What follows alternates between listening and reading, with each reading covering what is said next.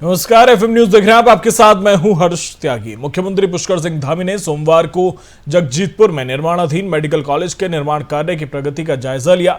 उन्होंने medical college तैयार कर रही निर्माण एजेंसी के अधिकारियों से कार्य की प्रगति जानी और निर्माण कार्य में गुणवत्ता का ध्यान रखने की बात कही। मीडिया से बात करते हुए पुष्कर सिंह धामी ने कहा कि अगस्त 2023 तक मेडिकल कॉलेज के प्रशासनिक भवन का निर्माण कार्य पूरा कराने का लक्ष्य है। 2024 तक ये पूरी तरह से अस्तित्व में आ जाएगा। मेडिकल कॉलेज एमबीबीएस की पढ़ाई करने वाले छात्र छात्राओं के लिए मील का पत्थर साबित होगा। साथ ही ये हरिद्वार के विकास में भी अहम योगदान देगा। इस दौरान उन्होंने ये भी कहा कि प्रदेश में प्रचंड बहुमत के साथ भाजपा की सरकार आएगी। बाकी सब 10 मार्च को चुनाव नतीजों के बाद पूरी स्थिति साफ हो जाएगी।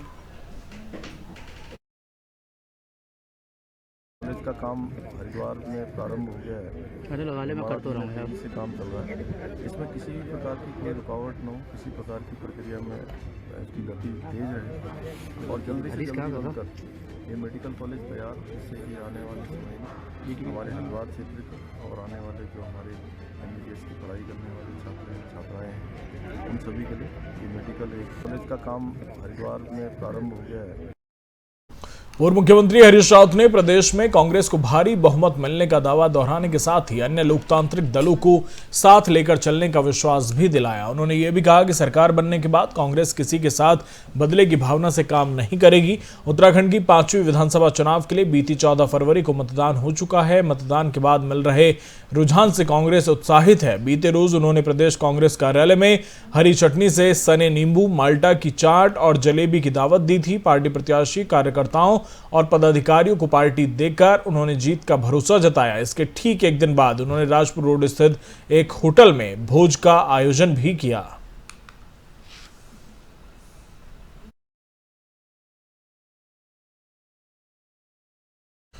एक सरकारी सस्ता गल्ला विक्रेता को ग्रामीणों ने सरकारी अनाज की कालाबाजारी करते हुए पकड़ा। ग्रामीणों का आरोप है कि सस्ता गल्ला विक्रेता द्वारा कालाबाजारी कर 2 क्विंटल सरकारी अनाज को 4 अलग अलग बोरों में भरकर ग्राम के ही किसी व्यक्ति को बेचा गया। बीती रविवार की रात को मामला तब सामने आया जब गांव के ही व्यक्ति द्वारा सस्ता गल्ला विक्रेता से खरीदा गया 2 क्विंटल सरकारी अनाज को 4 अलग अलग बोरों में भरकर 2 पहिया वाहन पर रखकर अपने घर ले जा रहा था। तभी गांव के युवक ने उसे धर दबोचा। पूछताछ करने पर उसने बताया कि वो ये राशन सरकारी सस्ता गल्ला विक्रेता से खरीद कर लाया है। मौके पर पहुंचे ग्राम प्रधान ने पुलिस और पूर्ति निरीक्षक को मामले की जानकारी दी। देर रात पहुंची पुलिस ने बेचे गए 2 क्विंटल सरकारी अनाज को कब्जे में ले लिया। वहीं सूचना पाकर मौके पर पहुंचे पूर्ति निरीक्षक ने मामले की जानकारी लेकर जिला पूर्ति निरीक्षक को मामले के बारे में अवगत कराया। बाद में पूर्ति निरीक्षक ने पुलिस से राशन को कब्जे में लिया और सस्ते गल्ले की दुकान को सीज कर दिया है। सस्ता गल्ला विक्रेता के पास 2 दुकानें अटैच की गई थी, उनमें भी राशन वितरण पर पाबंदी लगा दी गई है।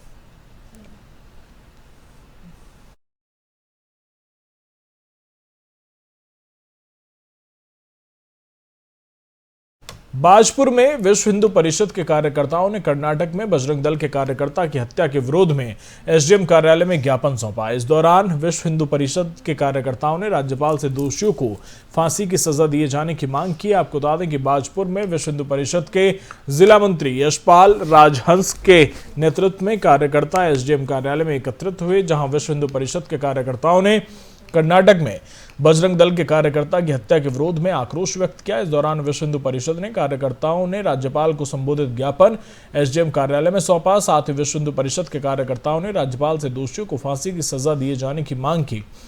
इस दौरान यशपाल राजहंस ने कहा कि बजरंग दल के कार्यकर्ता की हत्या से पूरे देश भर के हिंदू संगठन से जुड़े कार्यकर्ताओं में खासा आक्रोश बना हुआ है। इस दौरान उन्होंने आरोपियों को फांसी की सजा दिए जाने की मांग की। इस देश के भीतर अपने विषय को सोशल मीडिया के धरातल पर रखने की स्वतंत्रता है। यदि आपत्ति होती है तो सोशल क्राइम के अंतर्गत उस पर मुकदमा भी दर्ज होता है, पुलिस और संविधान के अंतर्गत कार्रवाई होती। लेकिन ये एक जिहादी मानसिकता के व्यक्तियों ने उसको घेर कर अकेला पाकर उसकी चाकू से घोंप कर निर्मम हत्या की है। कि यही मांग है जो हमारे बजरंग दल का कल एक 26 साल का बेटा जो मार दिया गया है, हम चाहते हैं कि उन लोगों को फांसी हो जिन्होंने मतलब बच्चे को मारा है। बहुत ज़्यादा आक्रोश बना हुआ है, ये किसी को कम ना समझे। हमारे बजरंग दल, विश्व हिंदू परिषद और दुर्गा वाहिनी सब एक हैं और एक रहेंगे और हम लोग इसका जवाब ईंट का जवाब पत्थर से देंगे। कि यही मांग है जो हमारे बजरंग दल का कल एक 26 साल का बेटा।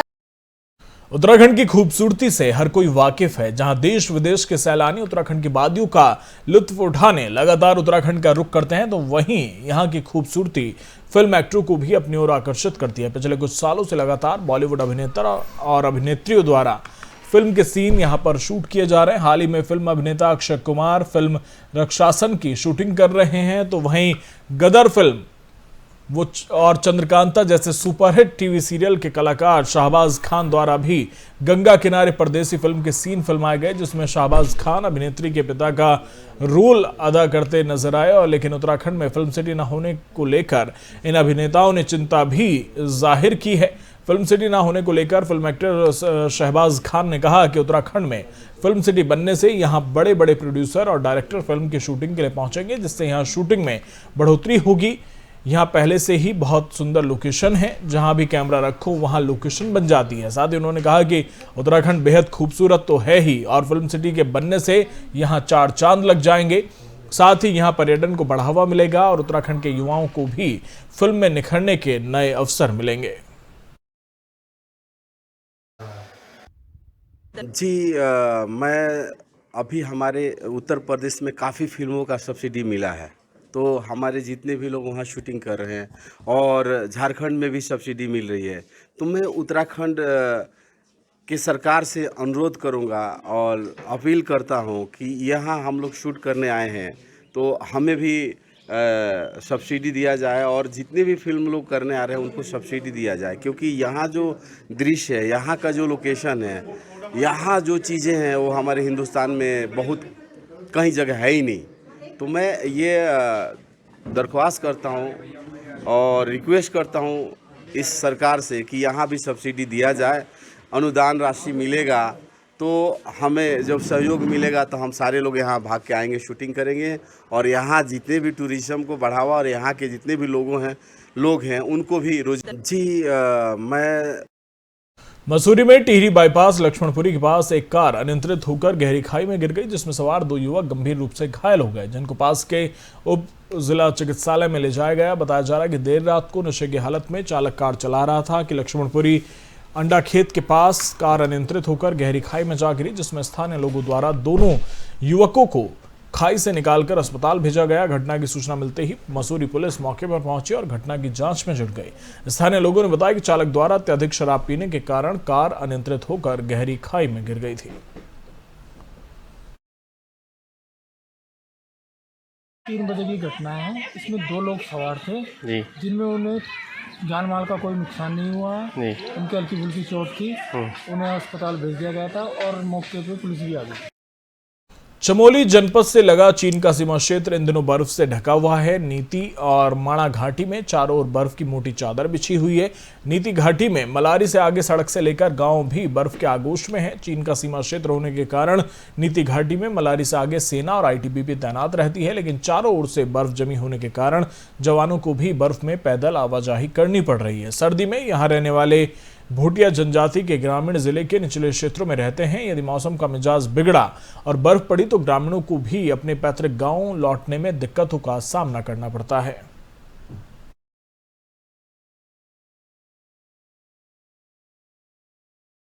बाजपुर चीनी मिल में आउटसोर्स पर कार्य कर रहे ठेकेदार के कर्मचारियों की दबंगई इतनी बढ़ गई कि ठेकेदार के कर्मचारियों ने गन्ना लेकर आए किसान के साथ मारपीट शुरू कर दी। मारपीट की घटना के बाद किसानों में आक्रोश देखने को मिला, जिसके चलते किसानों ने चीनी मिल को बंद कराकर जाम लगा दिया। वहीं मौके पर पहुंचे चीनी मिल के अधिकारियों ने आरोपी कर्मचारी के खिलाफ कार्रवाई की मांग को लेकर पुलिस को तहरीर दी है। गन्ना किसान के साथ मारपीट की घटना से मौके पर मौजूद सभी किसान एकत्रित हो गए, जहां किसानों को आता देख दोनों कर्मचारी मौके से फरार हो गए। किसान के साथ मारपीट की घटना से गुस्साए किसानों ने चीनी मिल को बंद करा दिया और चीनी मिल में जाम लगा दिया। वहीं मामले की सूचना मिलते ही चीनी मिल के सीईओ राजीव कुमार मौके पर पहुंचे, जहां उन्होंने किसानों को समझा बुझाकर शांत किया, जिसके उपरांत उन्होंने कर्मचारियों के खिलाफ कार्रवाई के लिए पुलिस को तहरीर दी।